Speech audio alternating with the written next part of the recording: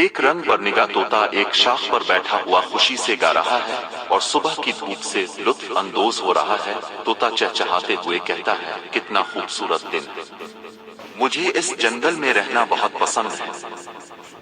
ایک آدمی جو چھپنے والے کپڑے پہنے ہوئے ہے، جال اور پنجرا لے کر آہستہ آہستہ جنگل میں داخل ہوتا ہے اور احتیاط سے ارد گرد دیکھ رہا ہے۔ شکاری خود سے کہتا ہے کہ آج میں اس طوطے کو پکڑوں گا اور بازار میں بیچوں گا۔ شکاری طوطے کو درخت پر دیکھتا ہے اور آہستہ آہستہ قریب آتا ہے، جال تیار کرتا ہے۔ شکاری سرگوشی کرتا ہے کہ مل گیا، تھوڑا اور قریب۔ طوطا ایک آواز سنتا ہے اور شکاری کو قریب آتے ہوئے دیکھتا ہے، وہ پریشان ہو جاتا ہے اور گانا بند کر دیتا ہے۔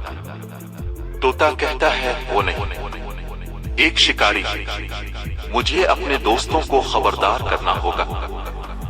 طوطا مختلف درختوں پر اڑتا ہے اور دیگر پرندوں کو شکاری کے بارے میں خبردار کرتا ہے۔ طوطا چلاتا ہے، اڑ جاؤ دوستو، جنگل میں شکاری ہے۔ شکاری اپنا جال پھینکتا ہے لیکن طوطا اور دیگر پرندے پہلے ہی اڑ چکے ہوتے ہیں، وہ مایوس نظر آتا ہے۔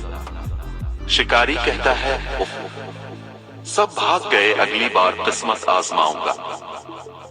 طوطا اور دیگر پرندے جنگل کے محفوظ حصے میں جمع ہوتے ہیں اور اپنی حفاظت کا جشن مناتے ہیں۔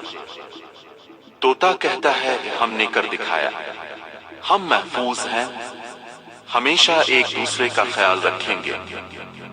طوطا اپنی پسندیدہ شاخ پر واپس بیٹھا، خوش اور مطمئن۔